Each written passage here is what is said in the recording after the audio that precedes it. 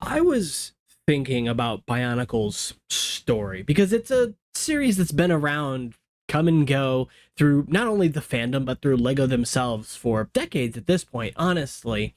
And I think that there's really a lot to love about the franchise, about the story, behind the characters, behind the conflicts. But it made me wonder, is it possible to have a Bionicle storyline or theme, especially a theme that sells products without an enemy, without a villain, without conflict?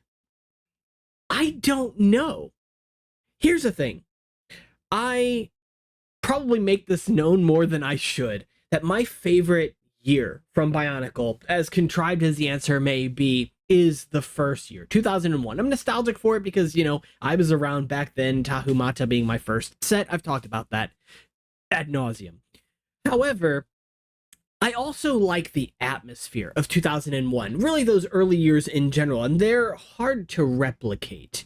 But a part of what I love so dearly about early Bionicle has to do with the fact that, at least in its first year, it didn't have any, to me anyway, real conflict. Like, yeah, there was conflict. There was the Motonui online game. There was fighting the Rahi to get the masks and things, but it was a different type of conflict. There was no identifiable villain. We didn't know what Makuta looked like. We knew him by name, right? And so it's the closest we really got to characters versus an environment, maybe. G2 would try and do something like this with the Skull Spiders. Obviously, the Lord of Skull Spiders is sort of a, catch-all villain for that first wave, but it hints at something more beyond, right? But 2001 nailed the atmosphere, the mystery, the intrigue, and it nailed not having a concise villain because, in my opinion, partially the villain in that first year was the Toa themselves. Kind of, right? Like, they were their own villain in a lot of ways, learning their powers, learning to get along with each other, learning the meaning of unity and duty and destiny. But this was really cemented when, at the end of the year, they were fighting those Shadow Toa themselves. Or, obviously in 2002, you had even in 2001, Liwa getting taken over by Krana or by infected masks, poor Liwa. And it just always made me think, every year following 2001, the Toa or the team that we were rooting for pretty much always had a succinct, identifiable villain. 2002 had the Borak and furthermore the Barag, right? 2003 obviously had the Rakshi and Makuta, the big bad himself.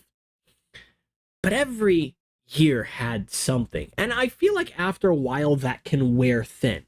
One of the reasons in my Bara Magna expansion project why I wanted to bring back Makuta, which I know nobody else likes that idea but me, but that's the nice part about it being my story, is that you can add a lot of nuance there. Because I'm not talking about bringing back Makuta in his full form, far from it. Alliteration.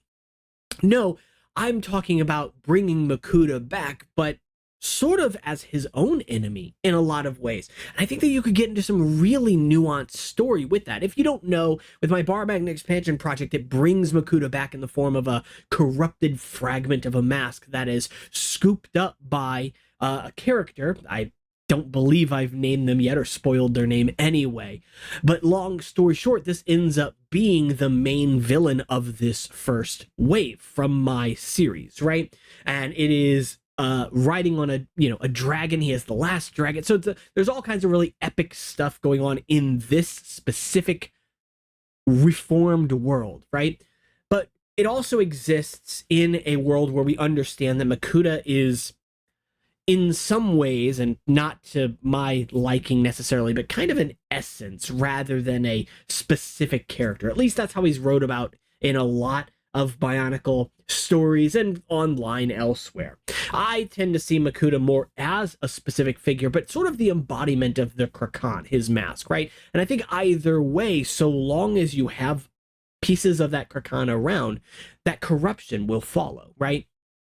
So my thought is that there's something really charming about a world that's focused in this story around scavenging, around sort of learning this new landscape, but through not only the perspective of these new Glatorian characters, but through Makuta himself. And though, yeah, he's kind of the big bad of that first year, I've even considered giving him a kind of redemption arc.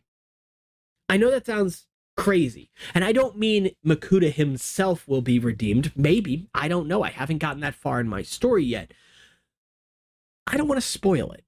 I think I'll save that for another video. But the point stands that I think there's a lot of interesting fluff left on the cutting room floor when it comes to Makuta's characterization, because in 2001 through 2003 there was a bit of depth to his character. 2004 though sort of shoves him right back in your face hardly a year after he's been gone, right? So you get kind of sick of him, and then you take a bit of a break. 2007 introduces him in some really kind of vague sort of MacGuffin way, and then 2008 brings him back. But at that point in time, it feels like a shallow vessel of the idea of Makuta, not something identifiable. Evil for the sake of evil, evil for the sake of driving the story along, and I want to give this character what he deserves. Yeah, he's the bad guy, but he's the bad guy.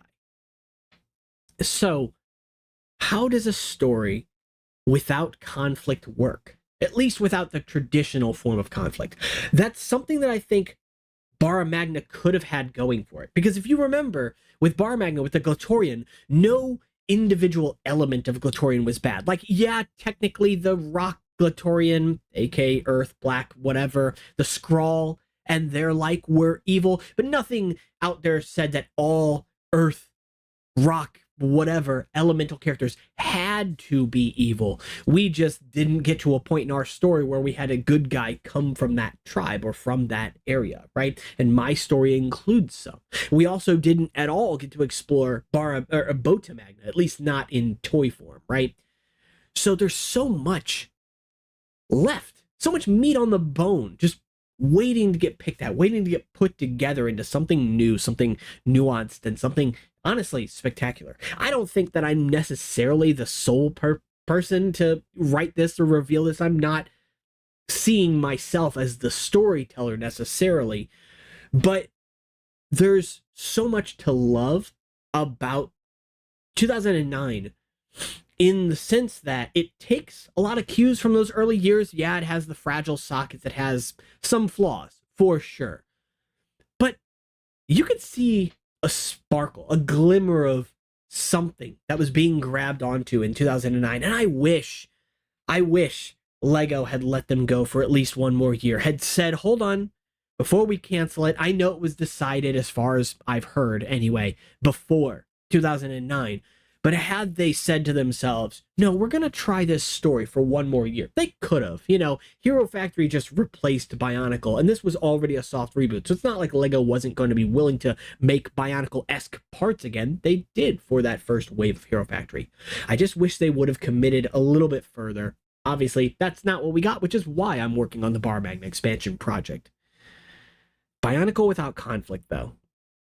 I think there really is something special there. It's just about trying to grab onto it, trying to find it, trying to polish that turd. I don't know. No, but finding a diamond in the rough, really. All right, so that's going to be it for the video. I just want to kind of brainstorm out loud to you. If you enjoyed it, be sure to subscribe. It helps the channel out immensely. You have no idea. I also want to mention that my art commissions are open as well, because if I'm going to plug the Patreon, why not also plug the art stuff? Because I can also use that to pivot into buying some knockoff sets to review for the channel. That's something I want to pivot into a little bit, because I've found a lot of really interesting stuff, and I think it'd be a lot of fun to look at 2024 at brand new Bionicle or Technic pieces that we never got. I found one today with dark red panel fairings that we never got. Like, it's on the Discord. Again, link in the description. Patreon's in the description as well. And again, I just appreciate your time. Take care, guys.